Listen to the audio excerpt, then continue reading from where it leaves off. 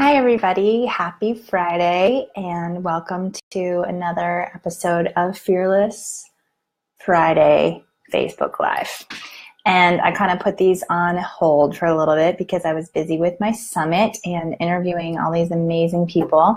Obviously, a lot of my energy got directed towards that. So now I'm back. I'm back to share with you every Friday about fearlessness through divorce and heartbreak. So obviously, for those of you who are new to my page, I am a coach that specializes in transformation through divorce and heartbreak. So divorce and heartbreak is an amazing platform for growth and change in your life if you let it. And part of that is taking responsibility for your actions and what has happened and taking your power back. So I talk about this a lot, about how to take ownership of what has happened in the marriage and in the ending of it, and how to use it as information on how to grow. So I have my 6 steps to divorce. I have my 6 steps to transformation through divorce and heartbreak. And they are choose to grow, which is the first step of actually making the choice that you're going to use this to be a platform for growth in your life instead of bitterness, anger, blame, but actually use it to change you. And the other, hi, Kirsten, sorry, hi. And also heal the past, so looking at your past wounds from your childhood and how they've created your reality of what you are experiencing right now in your love life.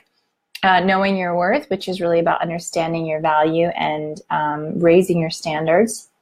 Strengthening from within, which is becoming emotionally fit, and also physically what you need to strengthen when going through divorce, because it can really wreak havoc on your body through the stress. And look for the blessing, which is about gratitude for your ex and your experiences, and really letting forgiveness happen and finding the magic in that, and then also hoping for the future, which is creating the life and the love that you want. So what I do is really not about dating. It's not about finding you a quick man. It is about learning how to be more masculine or feminine in a way that is healthy to create polarity and clarity in relationship. But really it's about healing yourself. So oftentimes when I find people who are not showing up that way in relationship, it's because they have wounds that they need healing, that they need to address. And I think that a lot of times people don't understand the connection between the two. They don't understand the connection between their past and their childhood and what they've experienced and how that's affecting what their relationship is like right now. In fact, I had a conversation with a friend the other day who, is wondering, it's a man, and he's wondering why he's attracted to certain kind of women. And, this particular person had a difficult childhood and very extreme. And, he's very handsome, very kind, very wonderful, but he is attracted to a certain kind of woman, and a woman that is probably not available to him and doesn't treat him well because that's what he's used to. And so we are wired for something in our subconscious mind, in our brain, that makes us attracted to certain kinds of love. So what I do is help rewire you to be attracted to healthy love, not just for a man or a woman, but actually to transform yourself. And it's unique because it's looking at things a little bit deeper than surface. So it's not about what to say, what to text, what to do, any of those rules per se. It's more about changing who you are on the inside. And it's really about your whole life. So I'm about transforming your whole life so that that person just becomes the cherry on top of the sundae of the amazingness that is your life. So that's what I do. I wanted to talk a little bit today about sabotage, and I have a blog post about this that I will post in a moment. But I have a distinct memory of when I was going through my first divorce back in 2010, of lying on the kitchen floor and seeing all the mistakes that I had made in that marriage just kind of drift in front of me. And I was overwhelmed with sadness because I knew that I had sabotaged this relationship. And yes, this person was highly unavailable and really had his own issues. But the truth is that I am the common denominator in all my relationships. And Sabotage happens in a relationship when what I just said is true, where you are wired for a certain kind of love. And when somebody comes along that sometimes doesn't reflect that, maybe they reflect true love to you or healthy love, you almost sabotage it because you don't know what to do with it. You're like, I don't recognize this. It's more familiar for me to have healthy, unavailable love. So you can have really great people show up in your life. I once had a guy I dated. He was amazing, a very secure man, very handsome. He would have done anything for me. He was very loving. We had an amazing connection in every way, and I totally pushed it away. And in fact, I sabotaged it completely. I treated him terribly because I didn't recognize that love. I wasn't ready for that love. And I really had a lot of work to do to heal my inner being before I was really ready to be attracted to a man like that. And this can happen a lot. And then what happens is, even in a relationship with someone that is unhealthy for us, we can sabotage it in certain ways. And part of that is blaming the other person for everything. Like, they're not loving me properly. They're addicts. They're whatever. We have this list of things, right? So with our exes, particularly if you've been through divorce, you've got a list of things that they didn't do well. And I'm not saying that they don't have anything wrong or responsibility, but the truth is, at the end of the day, you cannot fix anything but yourself. It's the only thing that you can focus on. And, once you start to not blame so much, but actually take personal responsibility, you can actually shift inside. And, when love becomes more familiar to you as an energy and as something you're exuding yourself and you're giving yourself what you need, now you're more ready to be able to receive it.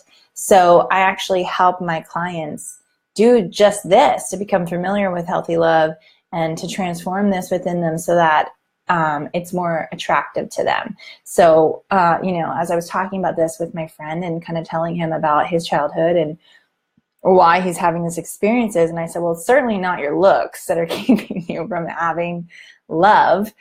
He got concerned. He's like, well, is this going to mean that I'm going to be attracted to like weird women or whatever? And I said, no, absolutely not. This doesn't mean that at all. And it actually means that you're going to be attracted to healthy people, and you're still going to have those physical components that you want in somebody, and you don't need to settle. But even sometimes some of those physical components that we're attracted to are created from fear or what we don't want, and so we're actually getting the opposite of what we actually do want. And I don't know if this is making sense, but this is like an intense process on how to do this, how to rewire your mind for this. But one little step that you can do is look for what you need in any given moment. If you're feeling pain, if you're feeling alone, if you're feeling abandoned, whatever it is, I have a free tool for healing your childhood wounds that's available on this page. If you want to sign up to receive that, I'm more than happy to send it your way, and you will be added to the list to receive that. But once you start understanding what exactly those things are, now you can know what it is you need to give yourself. So you can start giving yourself what you need. So I often say you can't expect to receive something from someone else that you are not giving to yourself first. So if you want someone who shows up for you, who gives you words of affirmation and lets you know that you're wonderful, you need to do that for yourself. And so I invite you to take a piece of paper and write down everything that you want in a relationship from somebody reflected to you. And then what I want you to do is go through and circle how many of those things you're actually giving to yourself. And if you're not giving to yourself in those areas, I invite you to pick one that you're going to do for the next week, whatever it is, and start to give yourself that. So if it's, I want someone who accepts me for who I am. Okay, that's an easy one people want in a relationship. Well, then you can start doing that for yourself. So how many times at the end of the day do you say, good job, Amanda, I'm so proud of you, and I love this about you? Or if you have a moment when you're criticizing yourself. So here's a real life example for you. I am a little bit messy. I consider myself a creative, and I always joke you can either be creative or you can be clean. So I have a cleaning lady who comes to my house And that's just something I invest in because I'm a creative and I'm busy creating all sorts of wonderful things to help people. Well, this used to be something I got criticized for from both my parents and the men that I was in a relationship with. So I really beat myself up about it. Like, no one's going to want to be with you because you're messy. And, you know, that doesn't mean that I don't have to do things to try to clean up around the house. That's not what I'm saying. Just like this energy of negativity towards myself for this character flaw, I made it be. So, you know, when I cook, I am very creative in the kitchen. I make beautiful, wonderful meals. But sometimes I make a mess while I'm cooking. And, you know, now if I spill something or something falls, I don't shame myself for it and say, Amanda, like, why did you do that? You know, and I used to talk to myself that way. Instead, I giggle and say, you're adorable. You know, you're such an amazing cook. You're just like Master Chef, is what I joke. And I compliment myself in the face of criticism. And as I start to do that, that becomes more familiar to me instead of attracting in partners from that place of I don't want someone to criticize me, but I'm actually criticizing myself, and that's what's familiar. You start to rewire yourself for that. So that's just one tip and tool that you can do very easily to start to rewire yourself for what you want. So make your list of what you actually want from your partner reflected to you. Examine what on that list you're not giving yourself and start giving it to yourself every day for a week. You can do that. So thank you for joining me on my Fearless Friday Facebook Live. If you have any questions for me, you can post them in the box to the right or left or below, wherever you are, and I will get back to you. I also encourage you to join my mailing list by entering your name and email in the box up at the top where it says sign up, and you will receive my free childhood wounds healing exercise to help you start moving in the right direction. And I hope to talk to you soon. Have a great Fearless Friday. Bye-bye.